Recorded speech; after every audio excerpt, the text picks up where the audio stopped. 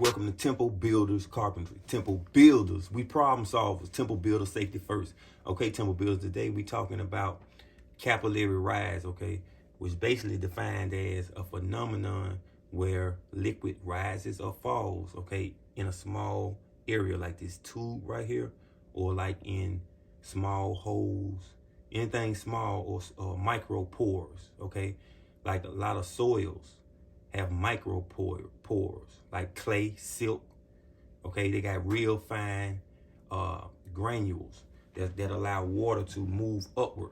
That's capillary action, but we're finna talk about it more deeper. Okay, we're gonna talk about capillary action in construction. Okay, but before we talk about capillary action in construction, let's talk about what capillary rise is. Okay, or let me give you a demonstration with it. I just told you with it. I just defined it for you, right?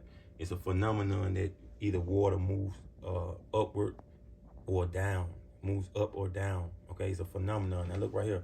What we got right here, this is a beaker. Okay, anyone can do this experiment right here with it. It's a beaker of water. Okay, it has a capillary tube in it. Okay, now if you look right here, you look at the water right here, you see the water level is above the water level that's in the beaker. Okay, and now that's due to capillary rise. Now look at the U shape that it makes. Okay, it makes a U shape against the glass capillary tube. Okay, that's because now water has certain forces. Okay, one of them is adhesion. It has adhesive forces, and it also has cohesive forces, and it also has something called surface tension. Now what this is saying right here, it's basically saying that water adhesion or adhesive force is greater than its cohesion or cohesive force, right? So your adhesive force of water deals with water's ability to climb up this capillary tube. You see, if you look at the edges are higher. It's higher on the edges and it's lower right here in the middle. That's because the water is climbing the tube, okay? And so the adhesive force is greater than the cohesive force. Now, I think of water like, think about a rock climber. This how I think about it. A rock climber, right? So the water molecules are climbing up this tube. Now think about a rock climber that also he has tied to him his buddies. His buddies are tied to him. These are the other molecules, water molecules in here, right? So that's their cohesive force. Okay, his buddies tied to him, they're tied together. That's their cohesion. As they're climbing up this wall or climbing up this capillary tube, the water molecules, that's adhesive forces. Okay, I hope y'all can understand that. So the adhesive forces, the adhesion is greater than the cohesion. That's why the water is climbing up the tube. As opposed to, if you come down here, look at this experiment right here. Same thing. This is a beaker with a capillary tube in it, but the difference is the liquid. It has mercury in it. Okay, this is called capillary repulsion.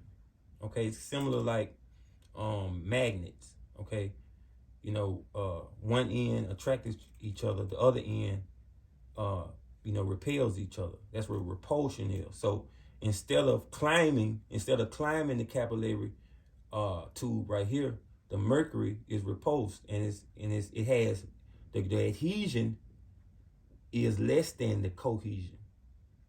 Okay, so in the mercury, the cohesive force is greater. Just like with my understanding with the rock climbers, right? So the rock climbers are all on the ground. Let's call this the ground right here. They stand together, huddled together instead of climbing, right? In my other example with the water, where the adhesive force was greater than the cohesive force. Okay, let's go back up here to the water.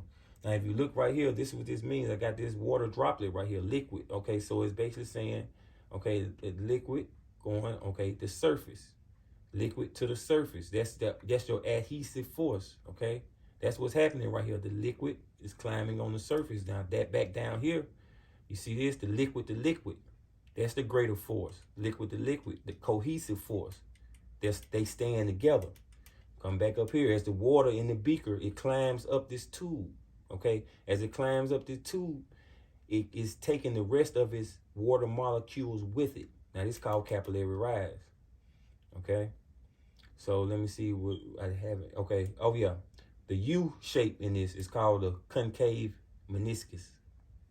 Okay, it makes a U shape. It's concave meniscus. How I remember concave, I think it is like a cave. Like that'll be the opening of a cave. So I can understand that being concave. And if you look down here, this right here is a convex meniscus. So I just remember the opposite of that. And so that looks like a belly. I call that a belly, like a beer belly.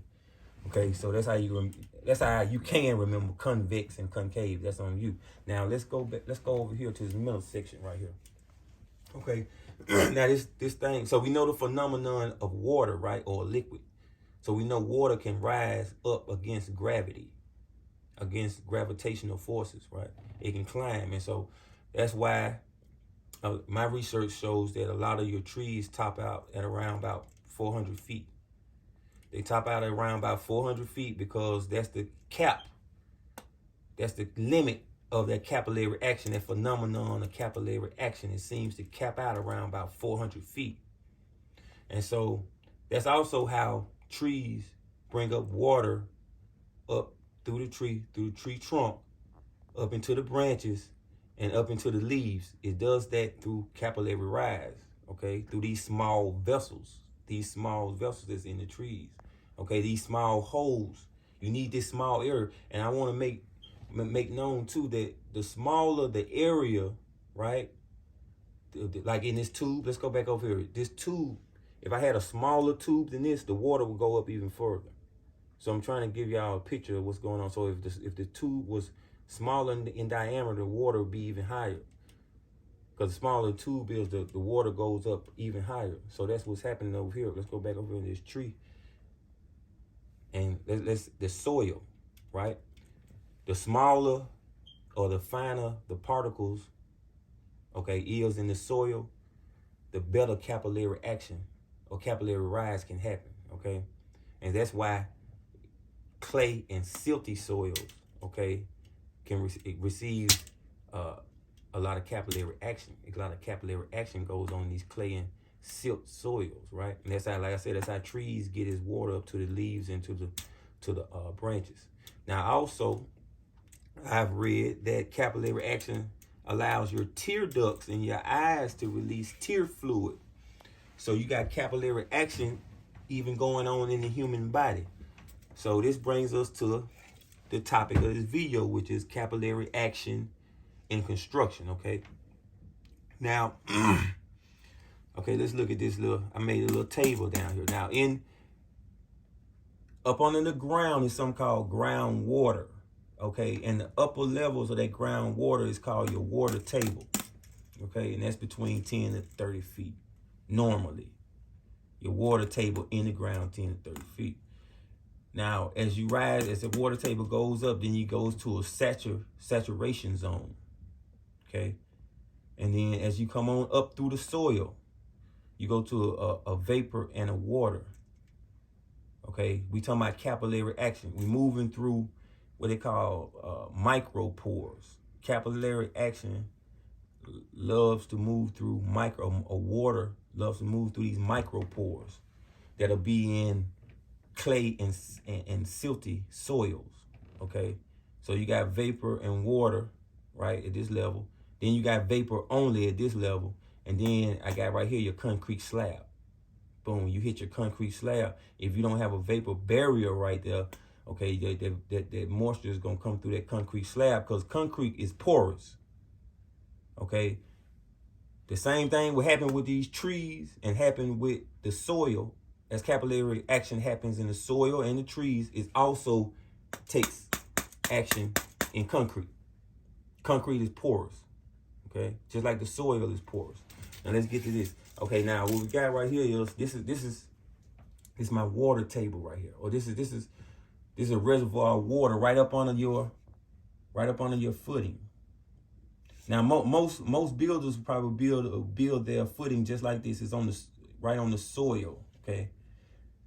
Now, I was thinking it'll be probably more effective to put gravel up under this footing as well, because what's happening here with the gravel is acting as a capillary brake. Okay, your gravel is a capillary brake. Okay, the reason why it's a capillary break, because gravel forms what you call macro pores or larger pores. Because remember, just like the tube, we was talking about the capillary tube, this water needs these narrow areas or these small holes, like like I said, like a rock climber. So you got these in this gravel, you got large pores, so capillary action doesn't happen in this gravel. Okay, this is your capillary break. Now, if you look right here, like I said before, I will put gravel up under the footing as well. I know there's a lot of builders just put it right on the soil. But I will put gravel up on this footing. I'm not showing it right here, though. But we got gravel up under the slab. And look how this little thick piece right up under the slab, that's your polyethylene vapor barrier. So you have gravel right here, then you got a vapor barrier on top of the gravel, and then you put your slab here. We looking at the water. Look how the water is rising. It's just the moisture. It's the moisture coming in, just like it's moving through your concrete through capillary rise. Okay, and now let's go over here. I would also put a liquid membrane if I dig this footing right here.